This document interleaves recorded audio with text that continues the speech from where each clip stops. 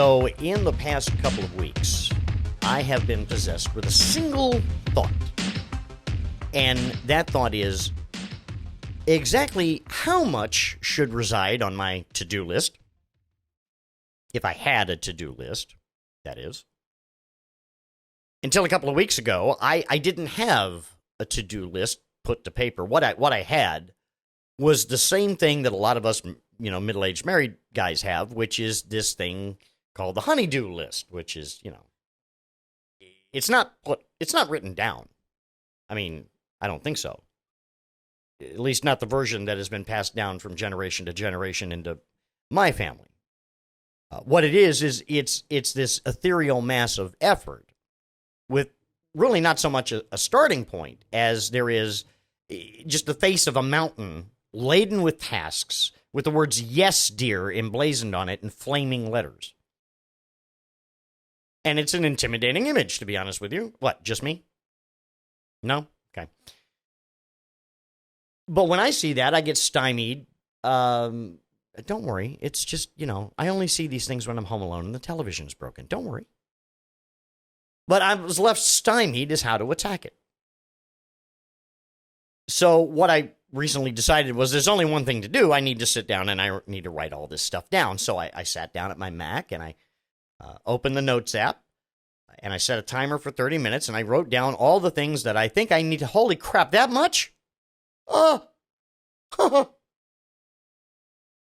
I don't mind telling you at that moment, an ethereal mass of effort was way less terrifying.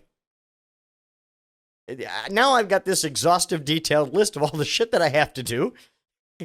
It's 30 plus items in the 30 minutes that I set for myself. And since then, I've added another 10 items when I see something I hadn't thought of. And in that time, since I came up with this list and been adding things to it, I've gone from abject paralysis to abject terror.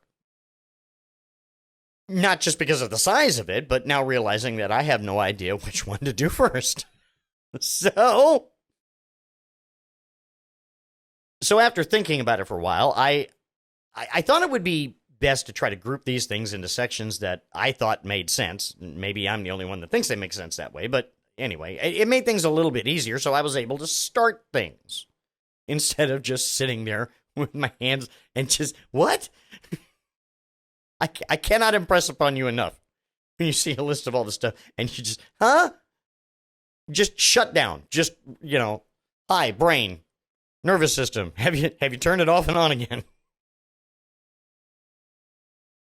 So the good news is I managed to clear about half the list, and I've now reached what I will call the firstiest of first world problems. I've cleared all the stuff that requires nothing but time, right, and maybe a little bit of mechanical knowledge, that kind of thing.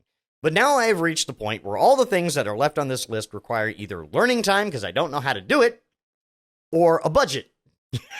And to pass this prologue, that is my next step. I need to figure out what the priority is, and then just need to see if this can be solved with just an investment in time and learning how to do it, or if I need to hire a pro for the stuff that's outside my knowledge.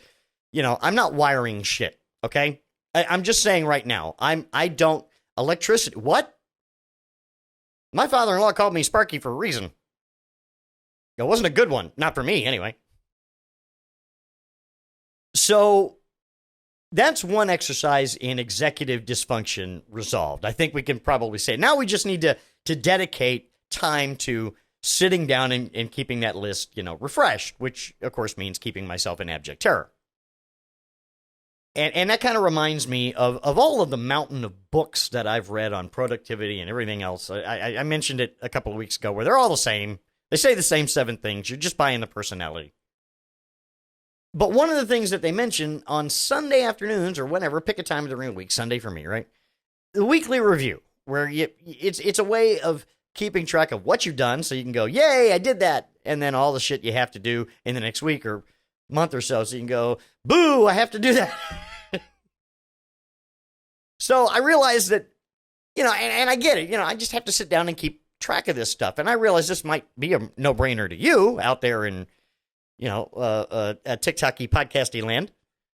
But it's not one for me. It's not a no-brainer for me because the older I get, the more I realize that I need to have alarms and buzzers and notes and bombs and shit to go off in my face. Just everything but just explode in front of my face saying, hey, dummy, do this.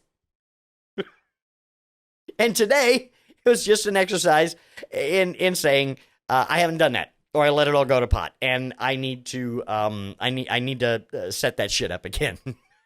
Don't I? Yeah, I do. I need all sorts of, but I just, think of a game show when they win the $1 million. That's kind of what I need. A new car, wash it, whatever. So that's it for this episode of Roley. You can call me Ray. You can call me what?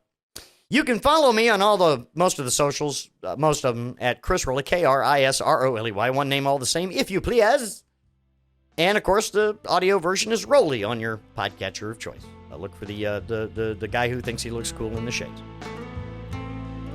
What? Okay. Question everything but the contents of a tuna melt. Some shit you gotta take on faith. Stay solid, people. Bye-bye now.